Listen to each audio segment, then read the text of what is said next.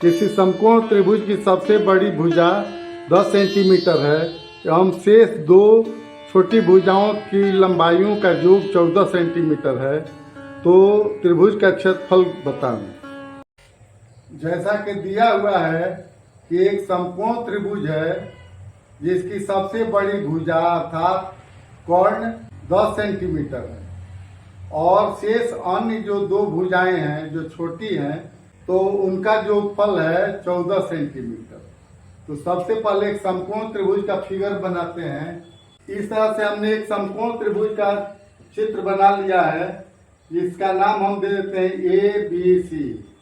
तो प्रश्न में दिया हुआ है कि सबसे बड़ी भुजा अर्थात कर्ण 10 सेंटीमीटर की है, तो यहाँ पर लिख लेंगे कि BC बराबर 10 सेंटीमीटर।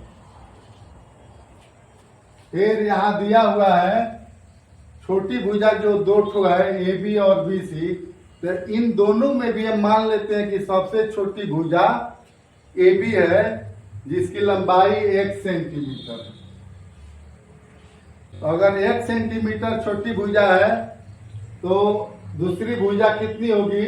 चूंकि दोनों का जोगफल 14 सेंटीमीटर है, इसलिए 14 सेंटीमीटर में से घटा देंगे x, तो हो गया 14 माइनस 1 सेंटीमीटर और सबसे छोटी भुजा जो है उसको 1 सेंटीमीटर हमने मान लिया है। अब समकोण त्रिभुज में लंब स्क्वायर जोड़ आधार स्क्वायर बराबर कर्ण स्क्वायर होता है।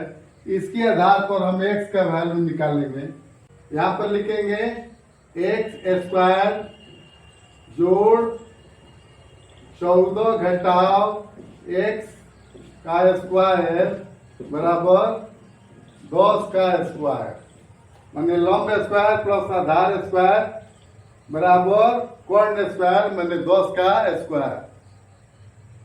फिर लिखेंगे x स्क्वायर जोड़ 14 माइनस x का वर्ग करेंगे तो हो जाएगा 14 का स्क्वायर जोड़ x का स्क्वायर घटाव 2 गुणे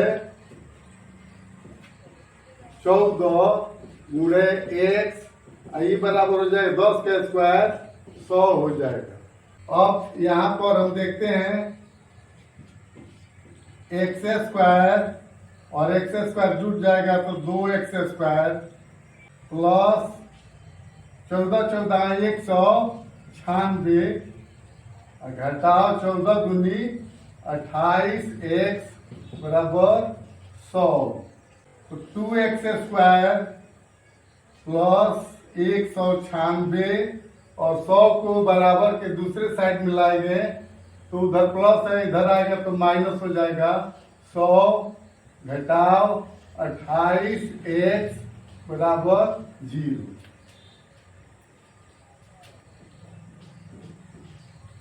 यहाँ पर लिखेंगे 2x स्क्वायर और 196 में से 100 चला गया तो हो गया 96 प्लस 96 घटाव 28x बराबर 0। अब 2 से 2x स्क्वायर में भी भाग लग जाएगा, 96 में भी भाग लग जाएगा और 28x में भी 2 से भाग लग जाएगा और 0 में भी 2 से भाग लगेगा तो 0 हो जाएगा।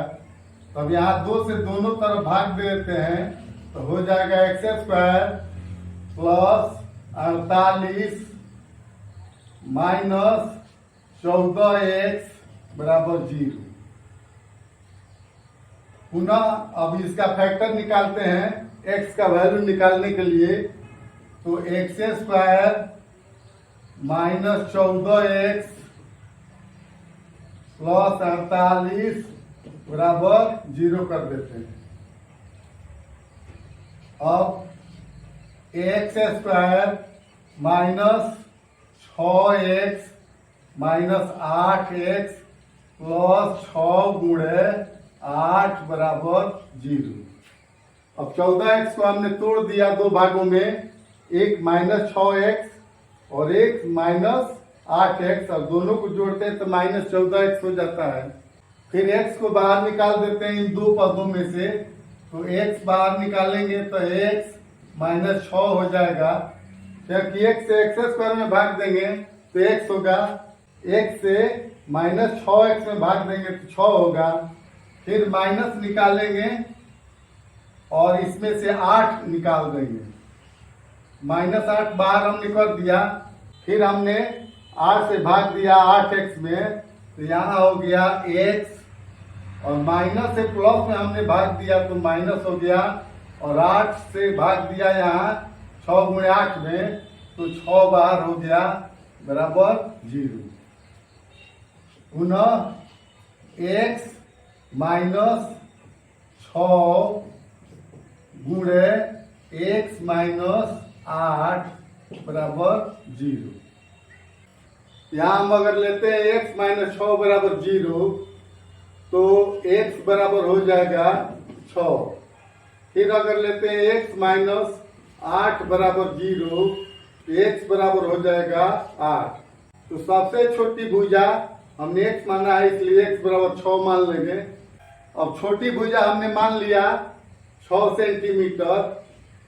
अब उससे दूसरी बड़ी भुजा जो BC है उसका मान निकालेंगे तो क्या हो जाएगा, 14 घटाव x अर्थात 6, तो हो जाएगा 8। तो हम यहाँ देखते हैं कि सबसे छोटी भुजा की लंबाई हो गई 6 सेंटीमीटर, और उससे बड़ी भुजा की लंबाई हो गई 8 सेंटीमीटर, और सबसे बड़ी भुजा की लंबाई जो कर्ण है उसका तो दिया ही है। अब हम त्रिभुज का क्षेत्रफल आसानी से निकाल सकते हैं। समकोण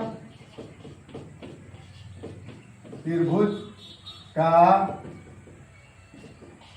क्षेत्रफल बराबर होता है 1/2 गुणे आधार गुणे ऊंचाई। तो 1/2 गुणे आधार हो गया 8, और ऊंचाई हमने निकाला है 6। इसको कटा देंगे, 3 बार में कटेगा 6 2 से, तो अब गुणा करेंगे 8 त्रिका 24 सेंटीमीटर स्क्वायर, आंसर हो जाएगा